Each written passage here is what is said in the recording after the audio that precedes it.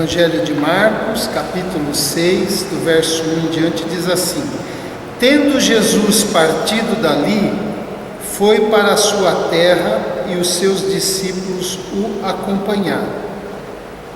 Chegando o sábado, passou a ensinar na sinagoga, e muitos, ouvindo, se maravilhavam, dizendo: De onde vem a este estas coisas? Que sabedoria é esta que lhe foi dada? E como se fazem tais maravilhas por suas mãos? Não é este o carpinteiro, filho de Maria, irmão de Tiago, José, Judas e Simão? E não vivem aqui entre nós suas irmãs? E escandalizavam-se nele. Jesus, porém, lhes disse: Não há profeta sem honra, senão na sua terra, entre os seus parentes e na sua casa. Não pôde fazer ali nenhum milagre, senão curar uns poucos enfermos, impondo-lhes as mãos. Admirou-se da incredulidade deles. Contudo, percorria as aldeias circunvizinhas a ensinar. Até aqui. Nas narrativas aqui anteriores ao capítulo, nós podemos perceber que há um destaque das pessoas que estavam abraçando a fé, estava crescendo. Mas agora Jesus estava na sua cidade, Nazaré, e a gente percebe pelo relato que estava faltando discernimento, para as pessoas que ali viviam, quando encontraram Jesus que eles conheciam, sabendo e ouvindo e vendo tudo que ele tinha feito, estava fazendo e ensinando, ficaram assim fascinados até certo ponto, maravilhados. No verso 6, do verso 1, capítulo 6, do verso 1 ao verso 3, nós vemos aqui que essa sabedoria de Jesus traz um espanto para eles, Traz um espanto, Eles se maravilhavam e diziam: de onde vem estas coisas? Que sabedoria é esta? Mas logo em seguida parece que pelo fato deles conhecerem Jesus, conheciam bem a Jesus e a sua família, esse lado da humanidade de Jesus acabou trazendo um certo obstáculo, pois a gente vai ver.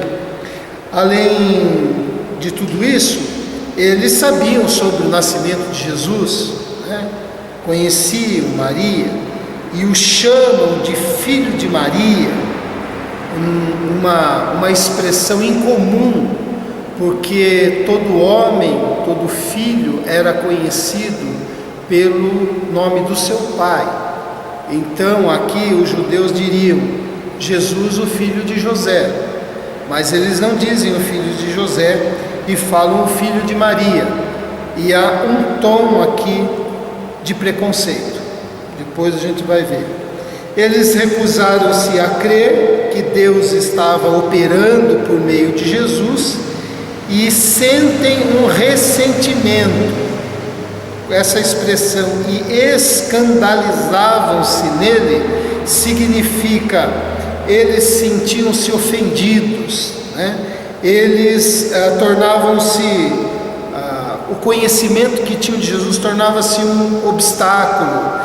Eles estavam movidos pela desconfiança, com o pé atrás, desaprovando, estavam aborrecidos daquilo que eles estavam vendo.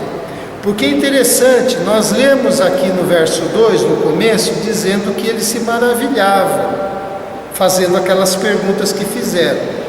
Mas depois de identificar e nomear quem era Jesus, carpinteiro, filho de Maria, e cita os irmãos, e cita que havia irmãs ali no meio deles, eles se escandalizavam. Então nós vemos que esse maravilhar, esse espanto, não era um maravilhar, um espanto de algo muito bom no sentimento deles,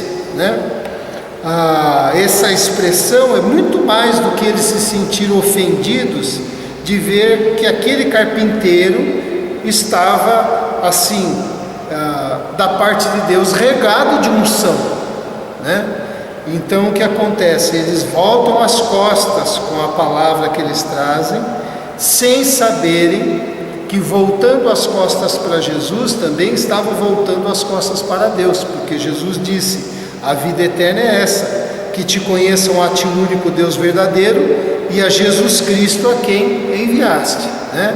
Não adianta crer em Deus e não crer no Filho, né? Então, depois dos versos 4 ao verso 6, nós vemos que Jesus se declara profeta, mas mais do que um profeta, ele diz que ele é um profeta sem honra, né?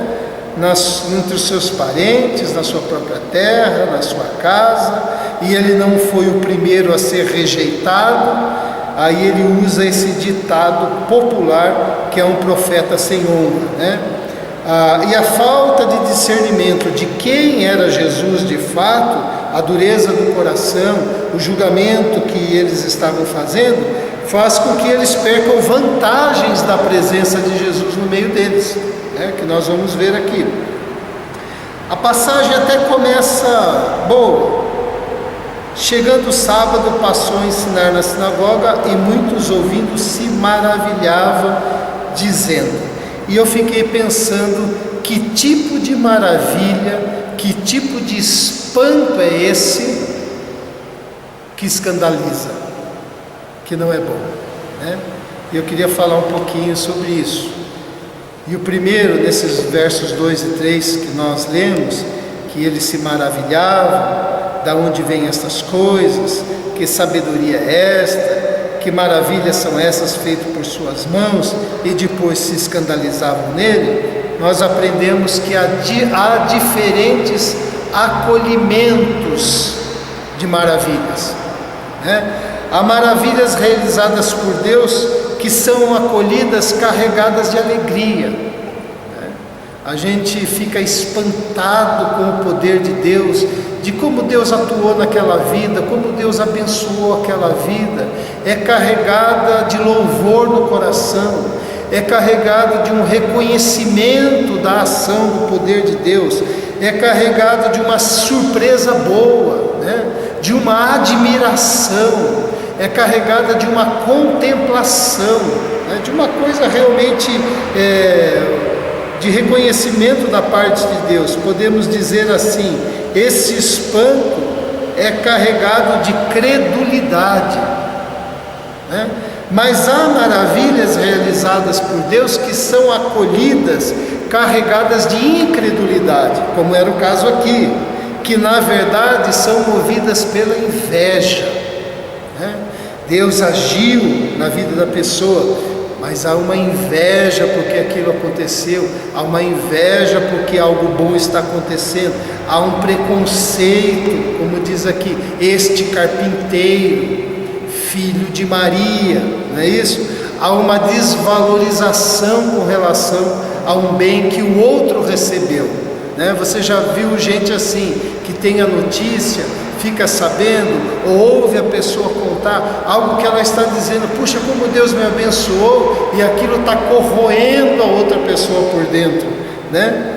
Que é recebida assim, dessa forma, com esse espanto, né? Olhando a maravilha de Deus, mas com esse espírito, né?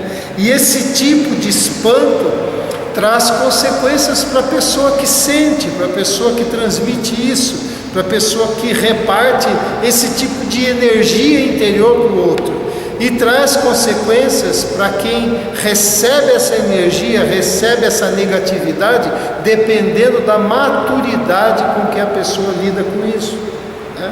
Então, há diferentes acolhimentos das maravilhas. Jesus disse assim: crede-me que estou no Pai e o Pai em mim, crede ao menos por causa das mesmas obras.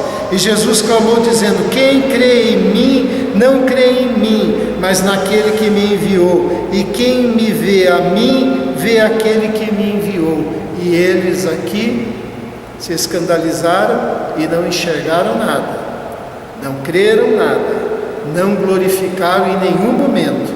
Antes tiveram um espanto que escandalizava o coração deles, né? Olha só, verso 3, o que diz? Não é este o carpinteiro, filho de Maria, irmão de Tiago, José, Judas e Simão? Então, além de Jesus, pelo menos 4 homens. e não vivem aqui entre nós suas irmãs? No mínimo 2 para ser irmãs. Então, no mínimo, Jesus teve 6 irmãos, se é que não teve mais, né? E o ensino que eu quero trazer aqui nesse verso, que eles escandalizavam-se nele, é que esse tipo de acolhimento invejoso da maravilha que Deus realizou, não permite com que a pessoa se alegre pelo bem, né? Eles estavam tão cegos, tão cheios de inveja, com tanta negatividade, que eles não conseguiam enxergar que pessoas estavam sendo curadas das suas enfermidades. Olha, talvez muitos dos que foram alvos da maravilha de Deus fossem pessoas conhecidas da cidade, pessoas que eles conheciam, mas não há nenhuma alegria de ver aquele que estava doente são. Eles não enxergam isso, eles se fixam na família de Jesus, na história familiar de Jesus.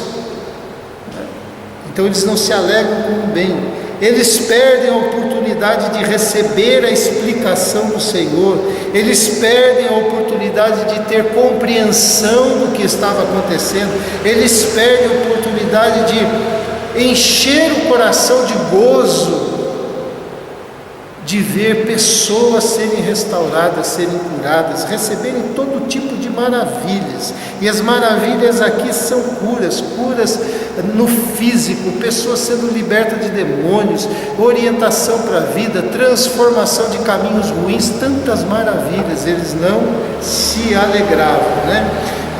Agora, um bom exercício para o nosso coração é o seguinte: quando nós recebemos a notícia que um irmão recebeu um bem, não é um bem material, um bem vindo da parte de Deus, que pode até ser um bem material, mas um bem no qual ele está atribuindo a Deus, ele está glorificando a Deus, ele está dizendo: eu orei e o Senhor respondeu, o Senhor foi misericordioso com a minha vida, olha só o que aconteceu.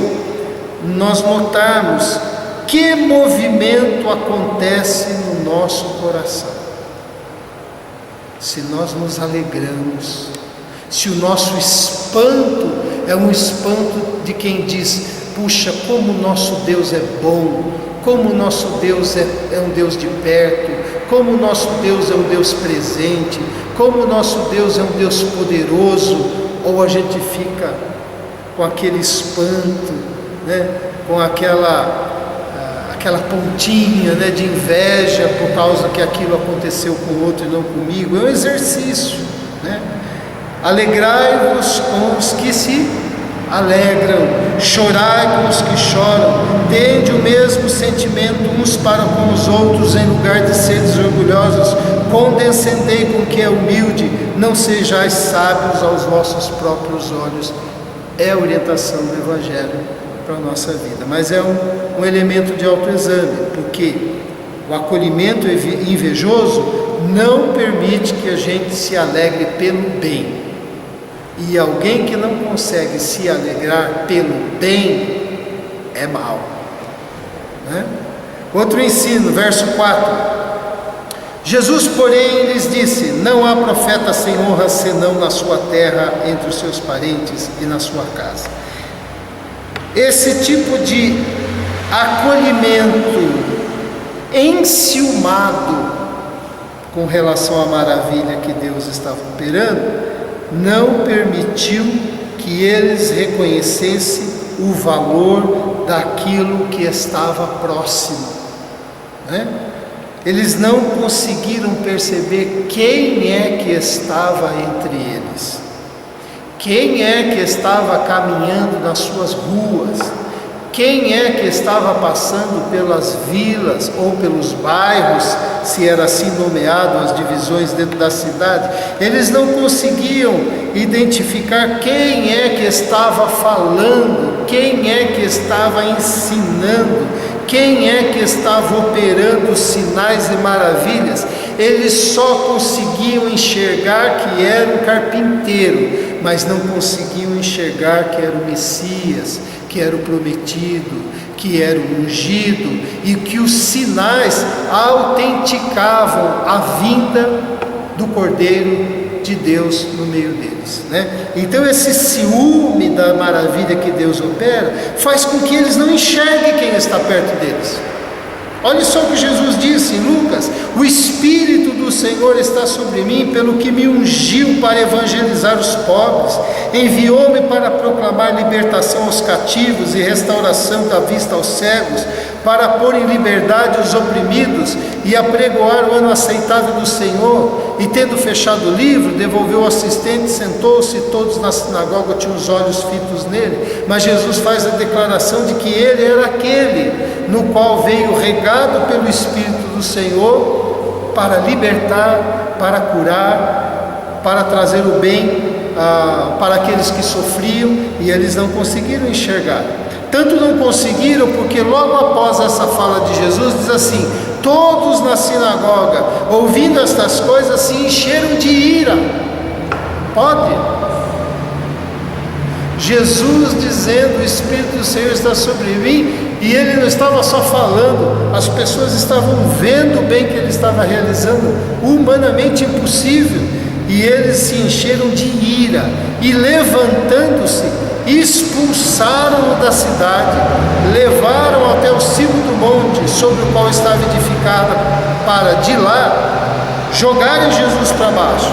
Jesus, porém, passando por entre eles, retirou-se. Veja, né? Então, como que esses ciúmes não permite que se perceba quem é que está perto, né? Quem é que está agindo. Fica cego, né? Produz malignidade no pensamento e nos atos. E por último, no verso 5 e 6, diz assim: não pôde fazer ali nenhum milagre, senão curar uns poucos enfermos, impondo-lhes as mãos. E admirou-se da incredulidade deles. Contudo, percorria as aldeias circunvizinhas a ensinar. Esse tipo de acolhimento preconceituoso das maravilhas que Deus operou escassa os milagres. Escassa os milagres. Além de todos esses aspectos negativos que nós falamos aqui, da inveja, da cegueira, da falta de alegria, porque o outro terceiro, o outro está sendo abençoado, o privilégio de ter o Messias, os seus corações estavam cheios de preconceito, porque a referência, então, voltando e explicando, quando ele diz não é o filho de Maria, e esse não é o gesto, não é a fala comum entre o judeu, porque a genealogia começava pelo pai, mas o tom é o seguinte: ele não é o filho daquela Maria, né? Daquela Maria que teve aquele assunto, lembra de José? Talvez José não fosse vivo nesse período, mas daquela Maria. Então, cheios de preconceito, né? Com relação. Como consequência, o ambiente, você imagina qual era o ambiente? Um ambiente de desconfiança, um ambiente de preconceito, um ambiente de ciúmes, um ambiente de inveja, um ambiente de maledicência, porque eles estavam falando entre eles, não é isso? Um ambiente de escândalo no coração, de espanto negativo. Esse ambiente não é um ambiente fértil para o milagre, né? Não é um ambiente fértil para o milagre, mas é um ambiente produtivo, né? Então, diante de tudo isso, o que acontece? Eles perdem a presença de Jesus.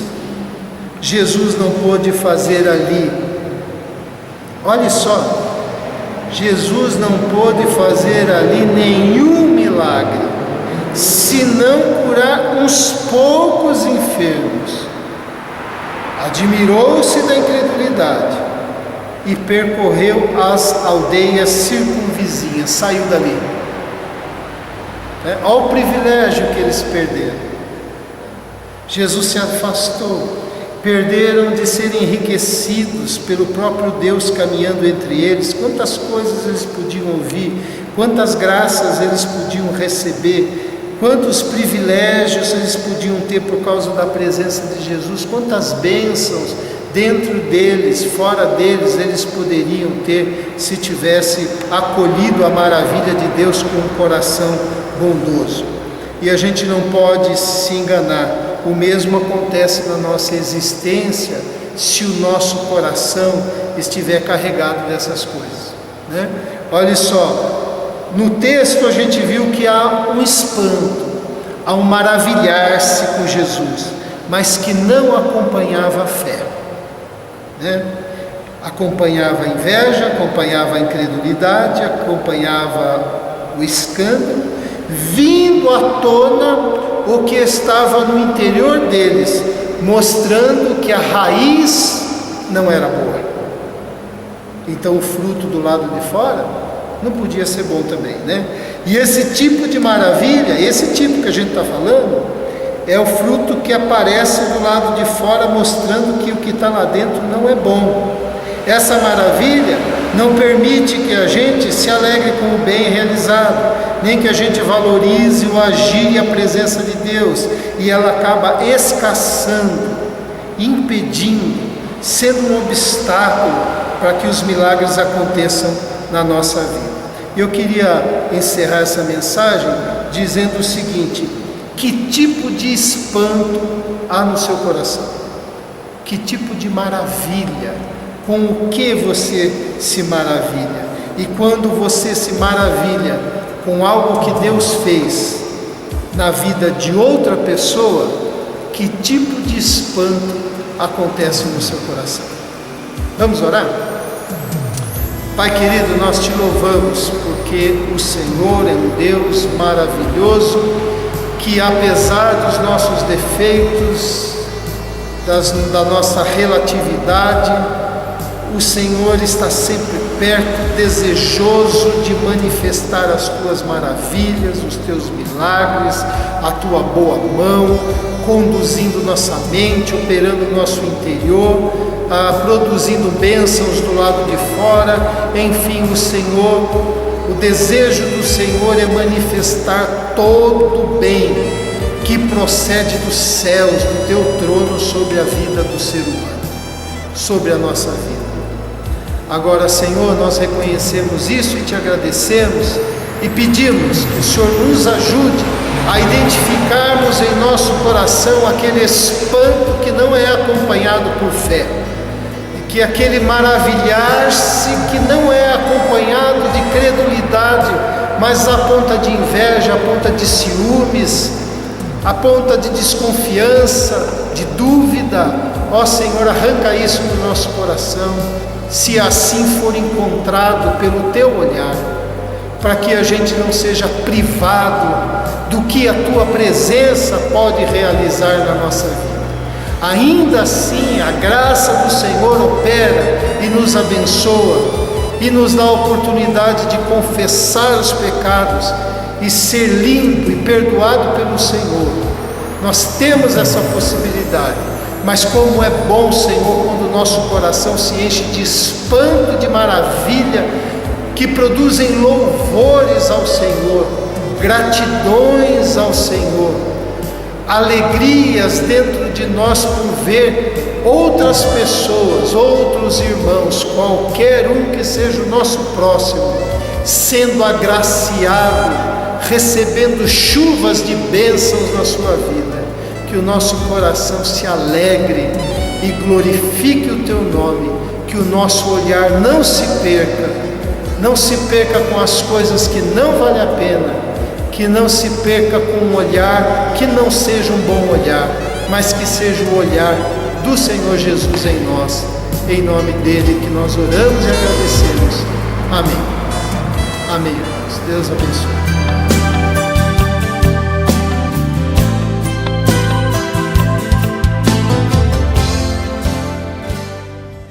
Eu gostaria de falar com você que tem acompanhado, as nossas mensagens, ouvido a pregação da Palavra de Deus, e quero agradecer pela presença de vocês dessa forma.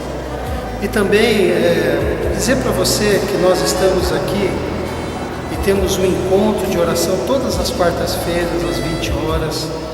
Nós temos uma escola bíblica aos domingos, às 10 horas da manhã, onde os seus filhos vão poder ter um estudo de acordo com a idade deles. E temos um culto de celebração das famílias no domingo às 19h30.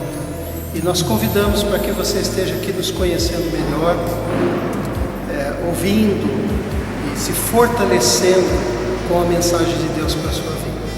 E o nosso desejo é que Deus te abençoe sua casa, abençoe seu coração, te fortaleça, te ajude, abençoe os seus e, acima de tudo, que nessa caminhada juntos, através assistindo as mensagens gravadas ou estando aqui conosco, isso possa aumentar o seu conhecimento a respeito de Deus e o amor de Deus na sua vida.